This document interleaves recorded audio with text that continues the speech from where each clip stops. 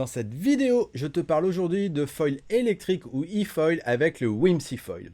Bonjour à toutes et à tous, je suis Stéphane de Subpassion et Foil Magazine.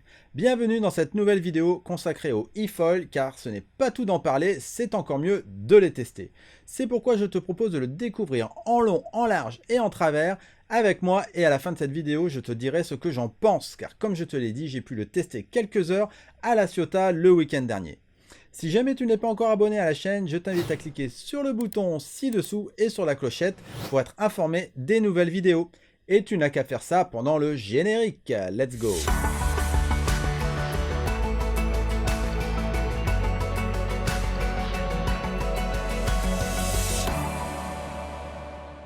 Souviens-toi, je suis persuadé que tu as dû voir passer il y a quelques mois sur les réseaux sociaux des images d'un foil électrique monté sur une planche gonflable en forme de porte.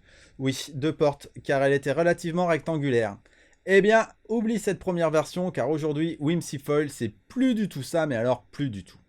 Et c'est ce que je vais tenter de te montrer aujourd'hui. À ce propos, si tu as des questions sur ce produit, n'hésite pas à les poser dans les commentaires, je répondrai avec plaisir. Pour qui est destiné ce e-foil Whimsy Foil? C'est un foil électrique conçu aussi bien pour les bases de loisirs, les loueurs, mais aussi les particuliers. Grâce à ces trois tailles de planches, le Whimsy Foil conviendra à tous les gabarits. Découvrons ce foil ensemble.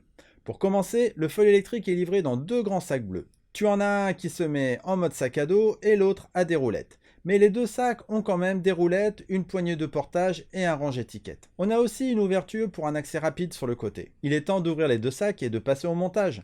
Pour commencer, on va s'occuper de sortir la planche gonflable. Comme tu le vois, elle a un gros trou à l'arrière pour y passer le châssis composite carbone-aluminium. Justement, sortons-le à son tour. Tu vois, c'est un bloc en carbone-aluminium avec une trappe qui permet de mettre la batterie et tout plein de composants électroniques comme les connectiques. Il est temps de le mettre en place dans la planche gonflable et de bien le centrer. Ensuite, on sort la pompe et on gonfle jusqu'à 14 PSI. Une fois que c'est fait, on va prendre le mât avec le moteur et le positionner à son tour. Il tient avec 4 vis. Puis on sort le fuselage qui se trouve dans une poche zippée et on l'installe sur le mât. Il ne reste plus qu'à mettre l'aile avant et l'aile arrière. Maintenant, passons à la partie électronique. On ouvre la trappe pour connecter le châssis composite carbone-aluminium avec le mât et donc le moteur. On place la batterie, on la fixe et on la connecte également. Voilà, ton e-foil est monté en quelques minutes. Il ne reste plus qu'à allumer la télécommande de l'e-foil. Sur la télécommande, tu as toutes les informations de charge, de vitesse et d'autonomie. Comme je te l'ai dit, je l'ai testé le week-end dernier à La Ciotat. Pour rappel, je fais 77 kg pour 1,79 m. Le plan d'eau était plat jusqu'à l'arrivée du vent qui, avec des rafales, ne facilite pas toujours la prise au vent, surtout avec une planche gonflable. Bref, je n'étais pas monté sur un e-foil depuis 2 ans, mais depuis je fais de la wing et je me débrouille. Donc je ne savais pas trop à quoi m'attendre, surtout avec deux moteurs.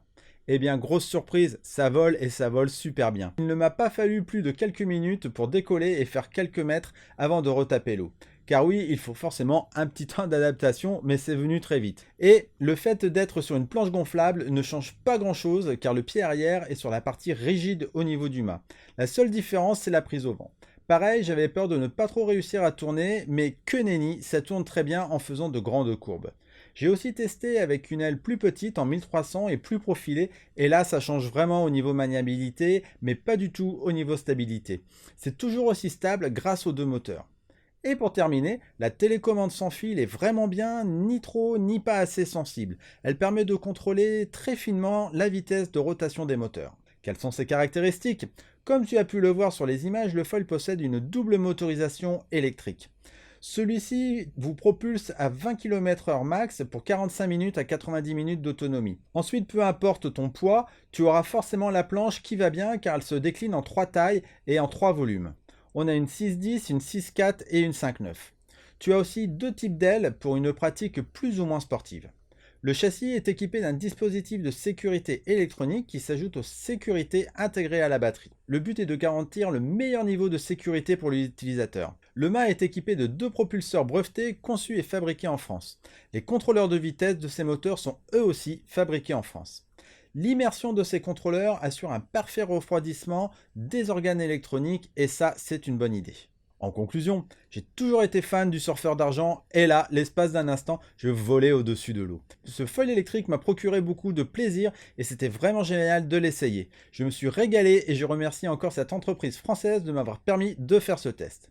Prochaine étape, essayer la version avec un seul moteur central. Le tout se vend au prix de 6 480 € avec la planche. Je sais, tu vas me dire que c'est cher, mais c'est le prix à payer pour avoir du bon matériel made in France. Car derrière ces boards, il y a deux ingénieurs qui ont tout imaginé et tout conçu. Ah oui, j'allais oublier un truc que j'ai trouvé super. Tu peux directement gonfler ta planche avec une pompe électrique sur laquelle il y a un adaptateur qui se branche directement sur la batterie du foil. Voilà, c'est terminé pour cette vidéo, j'espère qu'elle t'a été utile. Si c'est le cas, je t'invite à liker et à partager. Je t'invite également à retrouver cette vidéo dans sa version écrite sur le site foilmagazine.com. Je te mets le lien dans la description. À suivre, d'autres vidéos du monde du foil et du paddle. Ciao ciao.